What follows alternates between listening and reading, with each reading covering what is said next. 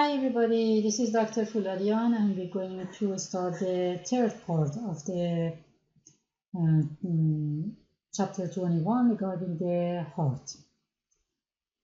So in this part, we're starting with the coronary vessels. We said that the heart as an organ has some needs for the nutrient, oxygens, and also has to get rid of some waste and carbon dioxide, therefore it needs its own blood supply. It needs its own blood vessels, right? So we call those blood vessels that are serving the heart specifically as coronary vessels. So those coronary blood vessels originate at the base of the ascending aorta. So that's one important part, that right after the aortic valve, as the ascending aorta starts, we have the opening for the two coronary artery, for the right coronary artery and the left coronary artery. In the next pictures, if we have those openings in the pictures, I will show you. Right coronary artery and left coronary artery. So we call it right coronary artery, abbreviated as RCA, and for the left coronary artery as LC. For the right coronary artery, we have two main branches, right marginal branch, and also when it looks back on the posterior of the heart, it makes posterior interventricular branch. So posterior interventricular branch is a branch of the right coronary artery. Then for the left coronary artery, after a very short length, it makes two branches, circumflex branch, that it goes around and then goes toward the back, and then we have one left marginal branch that separates toward the downward on the left margin, and toward the anterior, the part that goes toward the anterior, it makes anterior interventricular branch. Right. Now let's go and see those ones in the picture. So here, as you see, at the very beginning of the ascending aorta, right after the aortic valve that's here under that, you have the opening for the coronary arteries. This is the right coronary artery on the right side, left coronary artery on the left side. Now the right coronary artery comes here and goes toward the posterior. And as you see, it gives some branches, like this marginal branch on this margin, right margin of the heart is one.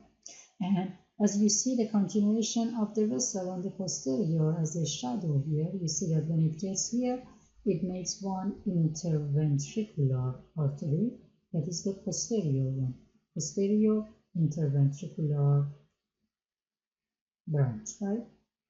So posterior interventricular is from the right coronary artery. Left coronary artery, on the other hand, after a short part, it makes one anterior branch, one posterior, or one to the anterior, one toward the posterior. The anterior one comes toward the anterior interventricular sulcus and makes the anterior interventricular branch of the LCA, left coronary artery. And also pay attention that this anterior interventricular has another name. It may be called left anterior descending, because it's from the left side and it's toward the anterior and it descends. And this is one important part of the coronary vessels. And many of the times the coronary diseases that happens might be in this branch, LAD, left anterior descending or anterior interventricular branch. The other branch of the left coronary artery is circumflex branch, that as you see it goes toward the posterior. Toward the posterior, that marginal branch hasn't been shown here, but goes toward the margin. Now, after exchanging of the nutrient and material with the cells of the heart that they highly needed, because they are working day and night, they need the nutrient, oxygens all the time, and they need to get rid of the carbon dioxide and the waste fast, right?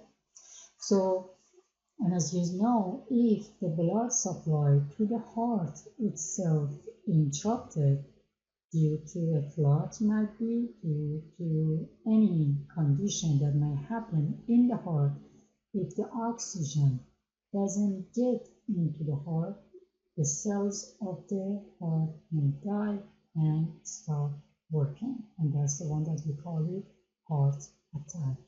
That's the reason that we had to manually make the heart to continue working and pumping due to during the resuscitation, right?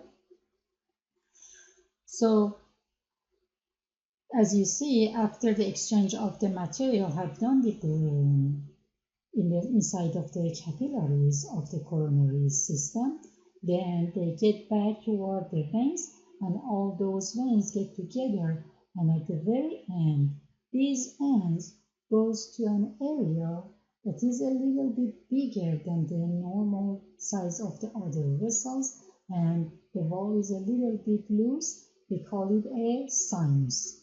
And here, as it is part of the coronary system, we call it coronary sinus. This coronary sinus, as we discussed before, it opens into the right atrium. And now let's see about all these vessels. As you're looking at the anterior surface of the heart, as you see, you have one big one here. We call it great cardiac vein. These are all veins, right? Great cardiac vein that goes here, goes loose tracks and gets to the coronary sinus. On the right side, you have, so great cardiac vein is on the left side. As you see, is following the branches of the left coronary vessels, right? On the right side, we have a small cardiac vein on the same path of the right coronary artery. And that one also loops back around and goes into the coronary sinus, right? Now, if you look on the shadow on the posterior, the same place that you have posterior interventricular, you have middle cardiac vein here. So we have two more also, we're going to talk about them, but you will be asked about these three specifically. You need to know them. Great cardiac vein, small cardiac vein, and middle cardiac veins, right? So for the right coronary artery, it passes between the right auricle and pulmonary trunk, major branches of the right coronary or atrial branches, for the atrium, right marginal branches, posterior interventricular branch, and also we have branches that are supplying the conducting system. Later we're going to talk about that we have a conducting system like a wiring system that organizes all the activity of the heart and is actually causing the activity of the heart and all the contractions. Like we have nodes, SA node, AV node, and we talked about all in details. Just pay attention that most of the time they're getting their supply because they are tissue and they need the needs, right? They need all the nutrition, oxygen, and all the other things too. So they are receiving their blood from their right coronary artery, most of them. And then here again you see right and left coronary artery, circumflex, left anterior descending or anterior interventricular branch, and you see that the great cardiac vein goes alongside both of these ones. Pay attention that this great cardiac vein starts here, goes all the way to the posterior until it gets to there, and the posterior gets to the coronary sinus, right? And on the right side, you have right coronary artery, and alongside that, you have a small cardiac vein that goes back, gets to the coronary sinus. And for the left coronary artery, you have major branches that we have, circumflex branch and anterior interventricular branch. Circumflex branches to form the left marginal branch and branches to form the posterior left ventricular branch, and anterior interventricular branch, branches that lead to the posterior interventricular branch called anastomosis. You don't need to know these branching of the circumflex or branches of the anterior interventricular, just know the main two, circumflex and anterior interventricular branch for the left coronary artery. And as you have the picture here again, you see the left coronary artery, the circumflex, and left anterior descending or anterior interventricular branch. For the posterior side, as you see, pay attention, when you are looking from the posterior to the posterior of the heart, it is as if that you're looking on the posterior side of the person, right? So your right side will be the right side of that heart that you're looking at, and your left side will be the left side, the same side of the heart that you are looking at that. So pay attention to the difference when you are looking to the anterior of something, that this is your opposite, and when you're looking to the posterior of something, that's exactly as your side, right? Have always that in mind when you're looking at the heart, for example, in the left. So when you are in the posterior, this is right atrium, this is left atrium, this is right ventricle, this is left ventricle, right? So from the right atrium, between the right atrium and right ventricle, it comes the right coronary artery and goes here and makes the posterior interventricular artery. From the left side, between the left atrium and left ventricle, it comes the circumflex branch of the left coronary artery and then goes down here. It makes the posterior left ventricular branch. This is the final branch of the circumflex artery. And before continuing, grabbing your attention to the sulcus, because we didn't have the picture before from the posterior of the heart. This is the coronary sulcus, that like a crown goes between the two atria on the top and the two ventricle on the bottom. And in the real heart, you may see, as you see, you have coronary vessels, makes the border between the two upper chamber and two lower chamber, and also it may have some fat over all these vessels too. That's a good picture to see that one. You see the coronary sinus here, and regarding the vein, as you have here in the posterior interventricular sulcus, you have the middle cardiac vein here, right? So these are the things that you need to know. So again, the coronary veins that drain cardiac venous blood ultimately into the right atrium. Have you seen that before? And the coronary veins, we have great cardiac vein, deliver blood to the coronary sinus, middle cardiac vein, deliver blood to the coronary sinus, and coronary sinus, that is a dilated part of the venous system of the coronary system, drain directly into the posterior aspect of the right atrium that you already have seen the location. The other ones are posterior vein of the left ventricle. That's a branch, a small cardiac vein that you need to know, that parallels the right coronary artery, and anterior cardiac vein that branches from the right ventricle cardiac. So in general, let me review that to show you what you need to know. From the right coronary artery, you need to know the right marginal branch and posterior interventricular branch. From the left coronary artery, you need to know circumflex branch and anterior interventricular branch here. And also know that it has a left marginal branch. You may not see that on all the pictures. For the veins, but for the right coronary artery, also know about that conducting system branch that most of the time they come from the right coronary artery. For the veins, so as I said, you don't need to know branching of those branches. And for the veins, you need to know the great cardiac vein, middle cardiac vein, coronary sinus, and a small cardiac veins to recognize them and note. So after going over the coronary vessels, let's talk about the cardiac cycle.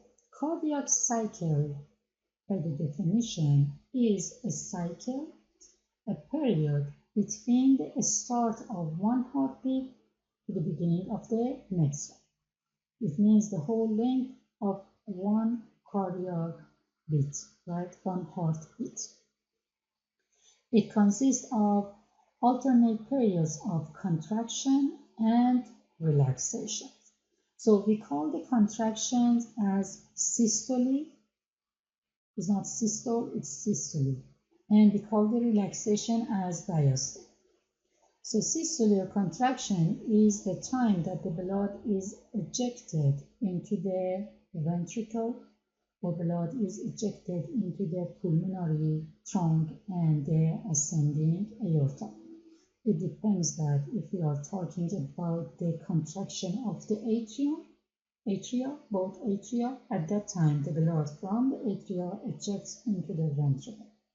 If we are talking about the contraction of the ventricle, then the blood is ejected into the pulmonary trunk from the right side and into the aorta from the left side, right? So that's about the systole. For the diastole, that is the relaxation, the chambers are filling with blood because they are all relaxed. They're not pushing blood anywhere, right? Now, cardiac contractions are coordinated by conducting cells that we have in conducting system. Now let's see what is conducting system that is coordinating the cardiac contractions. We have two kinds of conducting cells. One group are nodal cells, are called nodal cells. The other groups are called conducting fibers. So what are nodal cells?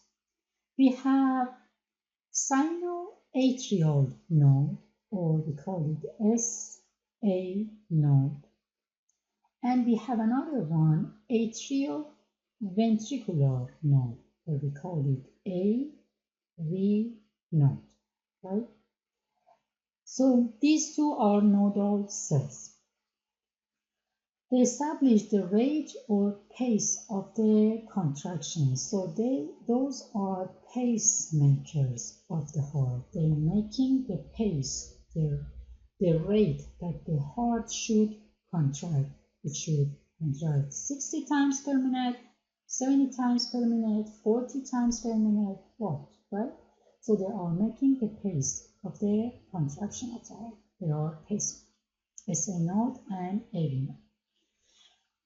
And they produce the contractile stimulus. Those are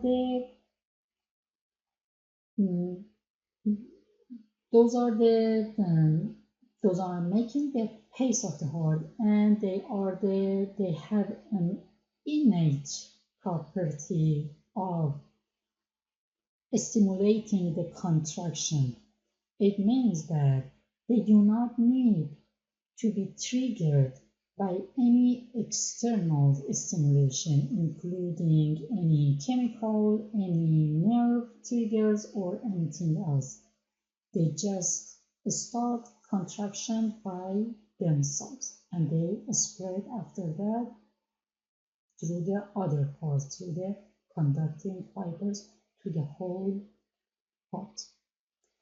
And their cell membranes automatically depolarize, so they do not need something to come and trigger and open some ion valves or ion channels so that depolarize the cell membrane and then start an action potential. They automatically make the action potential and automatically depolarize, right? So that is the things that is this automaticity that is different between the heart, cardiac muscles, and all other types of the muscles, right? And between the SA node and AV node, SA node is a natural, normal pacemaker of the heart. AV node only it becomes pacemaker when the SA node is not working, right? So the natural pacemaker of the heart is SA node, sinoatrial node. So have this one in. Then after that, we have those conducting fiber that they distribute the contractile stimulus that have been produced by the SA node, and they distribute them to the myocardium, to the rest of the heart.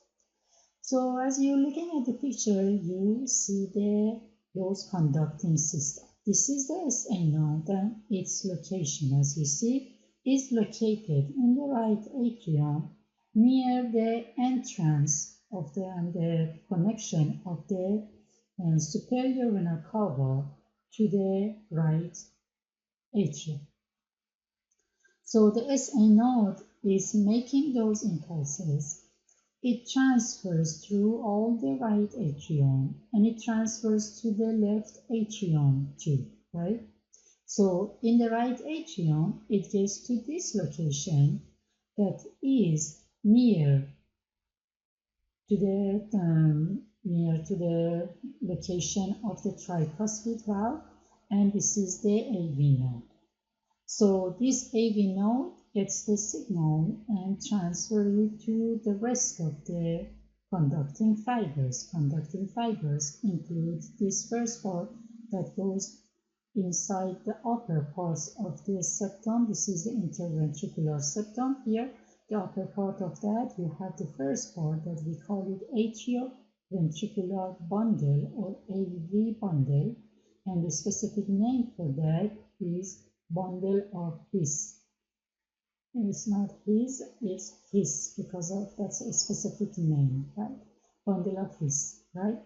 Then it becomes two branch. We call them bundle branch. So you have one bundle here and you have bundle branches. One on the right side, right bundle branch, one on the left side, left bundle branch. Then each one of them goes spread all around the ventricles, and then they send small branches to all around every single parts of the myocardium. So these small ones are called Purkinje fiber. So all this system from SA node, AV node, bundle of His or AV bundle, right bundle branches, left bundle branch, right bundle branch, left bundle branch, and Purkinje fibers, all Purkinje fiber. As you see, those when the SA node makes an impulse here, it goes here, it goes through all around the left ventricle and right ventricle at the same time. It should happen, and it should happen very fast, right? So this wiring system helps that the whole heart works together, and it organizes that at what time which part should contract. So due to that one, we have one. Sorry for the interruption and extra noise. So we were talking that the heart should, this conducting system is organizing the timing of the contraction. So pay attention that when the impulse from the SA node comes to the AV node, following that we have the contraction of the atrium, but in the AV node we have a pause, right? The signal that gets here doesn't transfer immediately, that we have a fraction of a second delay over that in the AV node, and then after that it continues to the bundles and goes down here, and that is the time that the heart needs to make sure that the activity of the atrium gets separate from the activity of the ventricle. But then when it gets here to the ventricle, here goes to these bundle branches and all the Purkinje fibers. Following that, then we have the contractions of the ventricles. So for the conducting system, we have sinoatrial node or SA node that sits within the floor of the right atrium. As I showed you, located in the posterior wall of the right atrium and also called the cardiac pacemaker. And this one generates 60 to 100 action potential per minute. That's the usual normal rhythm rate of the heart rate that might be different in different people. Some people have normally 60 heartbeat per minute. Some people may have normally 100. If it is lower than 60, it's called bradycardia. If it is higher than 100, it's called tachycardia, right? So if we have, let me write it here, I'm not sure we have it on the slide. So if we have bradycardia, if it is less than 60, if we have tachycardia, means it is more than 100, right? And for the AV node that sits within the floor of the right atrium, closer to the tricuspid valve area. And pay attention that if SA node is not working and the AV node gets the responsibility and becomes the pacemaker in the critical conditions, the heart cannot continue its normal function to beat 60 to 100. It goes lower and it becomes like about 40 beats per minute, 40 action potential per minute. Pay attention to that. And for the other parts that impulses travel from the SA node to the AV node, and following that, the atrial contraction happens, then impulse travels from the AV node to the AV bundle or bundle of his. The AV bundle travels around the interventricular septum and then divides to form the right bundle branch and left bundle branch, and the bundle branches sends impulses to the Purkinje fibers. And following that one, when all those ones receive the signals at the same time, they make the ventricular contraction happens after that. And here you see that the importance of all those gap junctions that we have in the heart. And here is a picture again that is showing all those ones, and so you can go and read all those ones again. Just pay attention to this, the connection between the SA node and AV node is called internodal pathway. So if you hear that in your physiology and other places, remember that it is this one. And here is just a reminder regarding the action potential. How does it produce? We see the cell membrane here, how the outside is negative and the inside becomes more positive, then sodium ions comes more inside, so the action potential produced makes the next area, the sodium channels gets open, therefore the insides get more positive, the action potential moves. Then after that, just by getting this port positive, makes the next area, sodium channels gets open, the sodium gets inside, makes more positive. So that's a cascade of the event, that's a cycle. More sodium, more positive, more positives, more sodium channels opens, right? More sodium comes and more gets inside, more positive, and that's more positiveness makes more sodium channels open, right? And then right after this passes from one area, the action potential passes from one area, those potassium from the insides goes outside to keep the inside negative and the outside positive to get back to the resting potential, right? So just know that the action potential that happens here is due to the changes to the when the insides becomes positive and the sodium channels get open. So that's the part that we need to know for this one. Now all those conducting systems that make the action potential and action potential transfers from the atrium to the ventricles, those activity can be recorded from the surface of the body.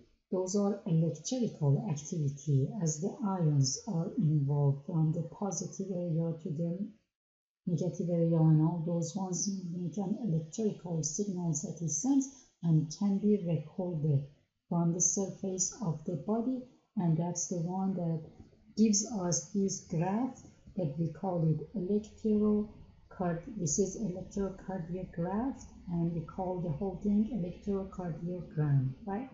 So as you see in this electrocardiogram, we have one part that is related to the atrial contractions and one part related to the ventricular contraction. This is the actual contraction, the physical contraction of the heart, and you have to make that differentiate that from the electrical activity of the heart that is recorded here in the electrocardiogram, right? But pay attention that these are related. The electrical activity in this part related to the mechanical activity that follows that. The same electrical activity in this part is related to the mechanical activity that comes by that. Now let's see what do we have in an EKG, right? So the first thing that you see that we have a baseline here. This line is called the baseline. This flat line that you see in most of the parts is the baseline. Below that is called negative, above that is called positive, is considered positive, below considered negative. You see that the first wave that you have is a P wave, and that one related to the activity of the atrium, right? And that's related to the both atria, right and left. Then you have a short pause here, a flat line here.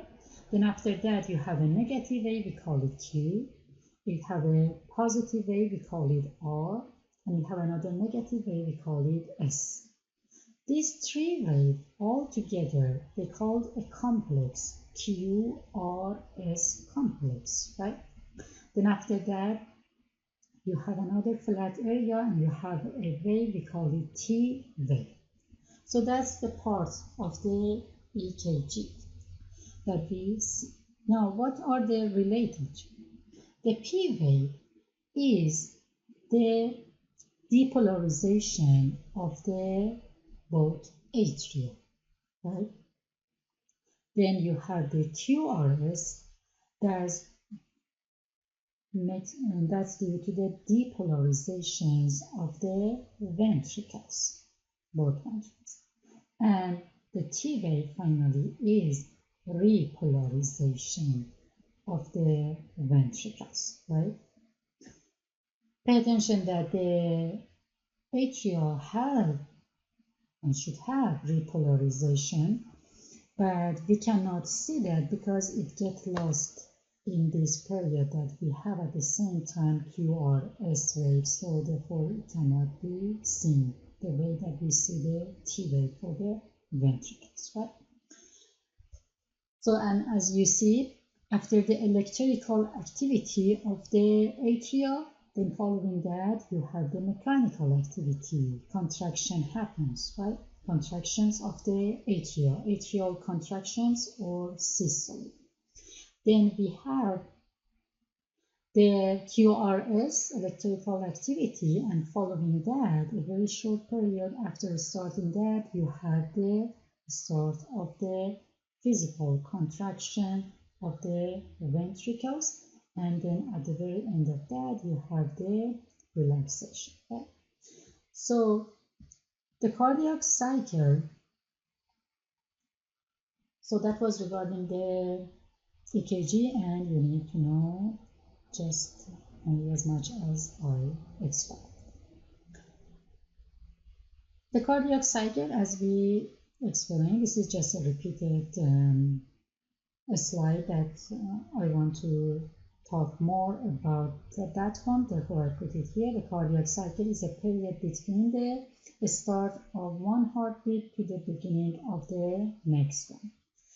And it consists of alternate periods of contraction and relaxation. We talked about the systole, that is contraction, diastole is the relaxation, and we said that we have it for the both atria and ventricle.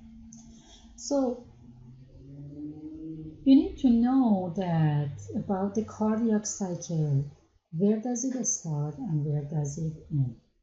So if we consider the beginning of the cardiac cycle as the time zero, here we're going to see that. So let's talk about the whole cardiac cycle first. So first we have the blood that is coming from the veins to the atria, right? From the right side and from the left side, as you see that here. This is showing mostly about the conducting system, but before going into that, I want to remind you that how the blood is moving again, right? You remember that the blood is coming from the veins into the atria, then the valves are open, they just go directly to the ventricles, and when the ventricles contract, these AV valves get closed and the blood pushes through the arteries, right? When they get to the arteries, they get from the right side goes to the lung, from the left side goes all over the body, and then they get back toward the atria again, right? Now, this picture is showing how the conducting system is controlling all these events and timing. So at the time of the zero, the SA node is depolarizing and atrial activation begins. Then the second phase is that the AV node, this depolarization gets to the AV node, and when it makes the AV node, depolarization spreads around the atrial surfaces as the internodal pathway that we said, and reaches the AV node. Then after the AV node, it gets to the AV bundle, right? And at this time, the atrial contracts. The atrial contracts and push the rest of the blood has been there into the ventricle. Then this AV bundle depolarizes. And atrial contract, after atrial contraction begins, the AV node, we said that it has a delay to the spread of the electrical activity to the AV bundle. It's a very short time, so that it has enough time for this to happen. Then it goes to the AV bundle and then it spreads to the bundle branches, right? And when it gets all around after this one and this one, it gets all around of the both ventricle, then ventricular contraction happens, and the events that we said that when the ventricular contractions happens, pushes these ones up and closes AV valves, and then push the blood, ejects the blood out of the ventricles from the right side through the right and through the pulmonary artery, from the left side through the aorta, right? So these are all the showing in detail how each one from the SA node get to the AV node to the bundle of peas or AV bundle, and then bundle branches and the Purkinje fiber, and how the contractions following after. And here has been shown as a cycle that you can see the exact start of the cycle. That's the time that the atrial systole begins, that the atrial contracts and forces the blood that has remained there gets back. Pay attention that most of the blood that get to each atrial, right side from the superior and inferior vena cava and left side from the pulmonary veins, they just go directly into the ventricle because the valve is open, right? At the time that the valve is open, right? As soon as it gets open. Then when it is the time of the atrial contraction, it pushes the blood down, and the rest of the blood that has left as the final, we call it atrial kick, right? So if there is any problem in the contraction of the atrium, still most of the blood of the atrium can go by itself to the ventricle when the valve is open, these AV valves, right? But that atrial contraction and atrial kick is responsible for about pushing about 25% of the blood that comes to the atrium, right? But still 75% of them can go by themselves. So in some diseases that the atrium cannot contract properly, like for example, we have a condition, we call it atrial fibrillation. Fibrillation is that the muscle is not actually contracting. It has like a shivering, but it just has some movement, but that's not effective movement that can contract and move effectively part of the muscles, right? We call it atrial fibrillation or AF. In that condition, atrial cannot contract, so we lose that 25%, but still we have 75%. That's why many of the AF, atrial fibrillations, can go and do with that 75% that they have. So after this one, the first part, so pay attention that the cardiac cycle starts with here, atrial systole and atrial contraction, right? Then after that, when the contraction gets here to the ventricle, it pushes the blood here. As we said, this one closes and then pushes after that. Let me talk about a little bit about the pressures, how all these ones are working. The opening and closings of the valve is all due to the pressure and the changes in the pressures that we have, right? So after this one, that the blood comes here, now the ventricles are contracting. As we said, when they contract, they make the cavity smaller. When they make the cavity smaller, the pressure goes up. The pressure of the blood that is inside of the ventricles goes up. So the first thing that it does, it just pushes under these AV valves and closes them, right? And as we discussed, they cannot go up because they are connected to the papillary muscles, right? Now, when the contraction continues, then the pressure goes higher. The cavity gets smaller and the pressure goes higher. They need to push and go out. Then they open the pulmonary valve and aortic valve and then eject into the pulmonary trunk and the aorta, right? It's all just due to the increasing of the pressure. Then the contraction stops. These muscles are not contracting, it's relaxing now. Now the pressure here goes down. As the pressure here goes down, the blood in the inside of the pulmonary trunk gets back and closes the pulmonary valve. The blood inside of the aorta goes down and closes the aortic valve. And then at this time, still the pressure hasn't come down enough to open these ones. These valves still are closed. So pay attention, at this phase, all 4 valves are closed, right?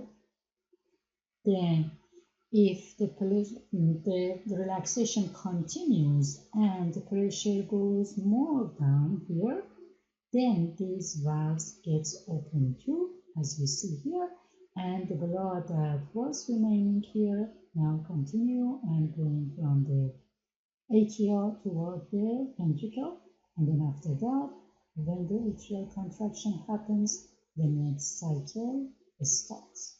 So pay attention at 2 points in the heart, all 4 chambers remains closed here.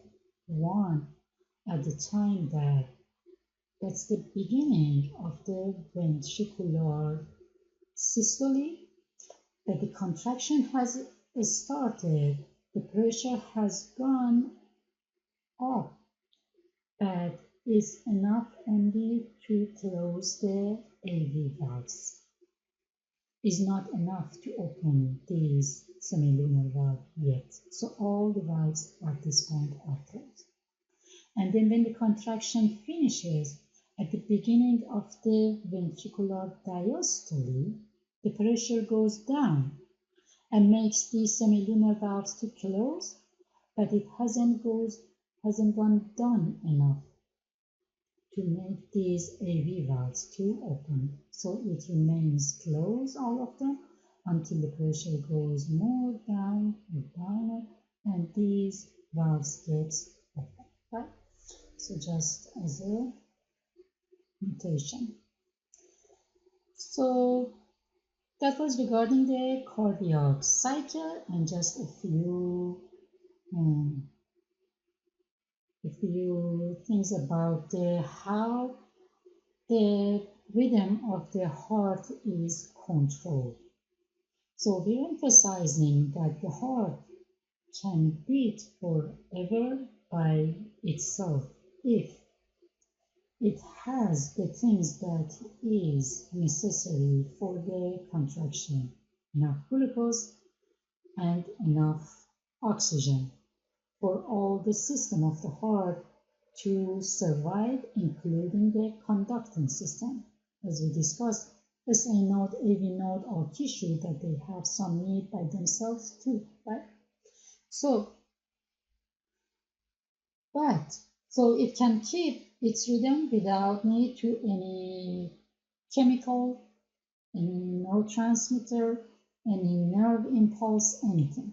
But we need autonomic nervous system if we need to make a higher rate of the heart. Like for example, at the time that sorry, at the time that body needs more blood to circulate, right? We need the higher rate of the heart. We need the autonomic nervous system to affect the SA and says, oh, okay, there is a condition around and we need you to work faster, right? Or we need you to work slower, right? So that's the role of the autonomic nervous system that makes it a higher rate or lower rate, right? The innate rate is there. It doesn't need the autonomic nervous system. Pay attention to that. So the pacemaker sets the heart rate, as we said, but can be altered by the autonomic nervous system. Impulses from the autonomic nervous system modify the pacemaker activity. Nerves associated with the autonomic nervous system, that later we're going to talk about, that we have sympathetic and parasympathetic nerves. They innervate the SA node, AV node, cardiac cells, and smooth muscles in the cardiac blood vessels. So they control the amount of the blood that is getting into the wall of the heart, right? So when the heart is going to work faster, for example, it needs more supply, right? So we need more dilated blood vessels so that it can compete with the higher work, right? If you work harder, you need to be paid more, right? That's the way that it should be, at least, right? Isn't it? So for the SA node, as we say, we generate 60 to 100 action potentials per minute. And upon exposure to the acetylcholine is a neurotransmitter that we have in the nervous system. It comes from the autonomic nervous system, one place that we have acetylcholine, that comes from the parasympathetic response, and due to that one, the action potential slows down. And that's the one that goes, the heart rate goes down. If it goes below 60, it calls bradycardia, right? And if it exposes to the norepinephrine, that is works in the sympathetic response, the action potentials speed up. And if it goes above 100, We call it tachycardia. Right? So that was regarding the just the regulation and the adjustments of the heart rates. Now, if you slide regarding the heart sounds, we already have talked about them, explained all, just reviewing them. So this is the surface anatomy of the heart, right? We talked about the sternum, and we have 2/3 of the heart to the right side, 2/3 of the heart to the left side, and 1/3 of the heart to the right side here, right? Now you see the actual location of the valves here, that you have bicuspid valve here and you have tricuspid valve here. Those AV valves for the right side and for the left side. And you have the two semilunar valves, right? Pulmonary valve and aortic valve here.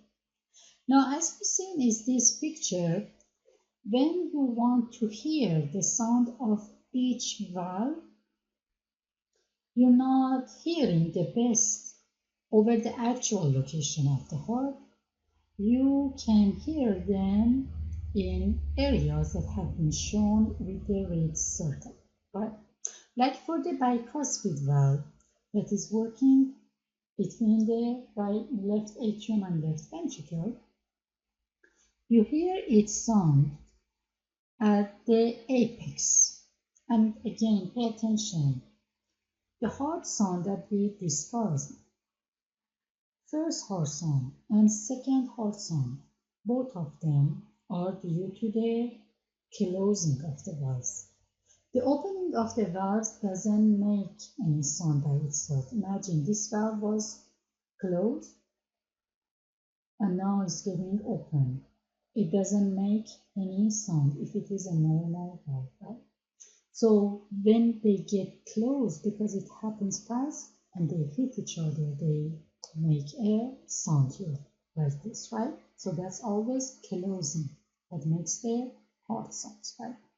So for the bicuspid valve, we have it in the apex. For the tricuspid valve, we have it in the left border of the sternum. We call it left sternal border, right? For the pulmonary valve and for the aortic valve, for both of them, we have it in the second intercostal space. You see, this is the second rib. The space below that is the second intercostal space. For the pulmonary, that is from the right ventricle, between the right ventricle and the pulmonary trunk, you hear it on the left side. From the aorta, that is from the left ventricle and the aorta, between the left ventricle and the aorta, you hear it on the right side, right? It just goes with the directions of the vessels that you have, right? So these are the places that you hear the sounds the best, right? And you need to know them. Now regarding this picture, you see that at the times that the tricuspid valve and bicuspid valves are closed, and the pulmonary valve and the aortic valves are open. And this is the time that we have S1, right? You remember that the S1, that's after the, when the ventricular contraction happening, right?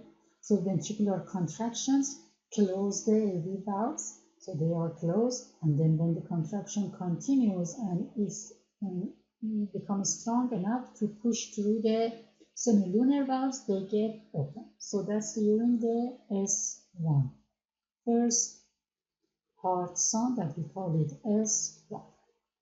Then during to the S2 that you see here, second heart sound, that's the time that the semilunar valves are closed, right?